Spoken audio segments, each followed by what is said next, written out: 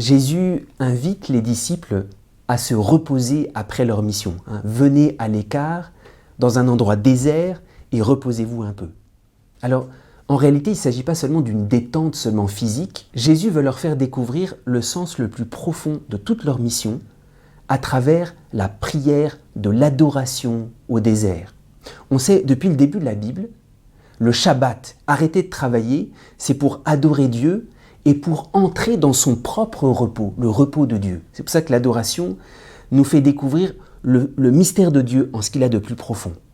Et régulièrement dans l'histoire d'Israël, Dieu pousse son peuple au désert pour qu'il puisse entrer dans le repos même de Dieu à travers l'adoration. Et ici, c'est ce que Jésus fait avec ses disciples.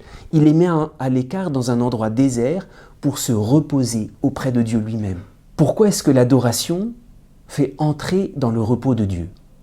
D'une certaine manière, les autres prières que les disciples ont expérimentées à travers leur mission, l'intercession, la louange, la prière de demande, ce sont encore des prières très humaines.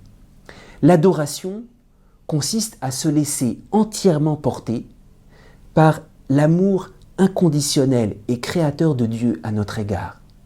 L'adoration, c'est un peu comme un enfant qui se repose sur le cœur de son père et de sa mère parce qu'il sait qu'il est porté par leur amour de façon inconditionnelle.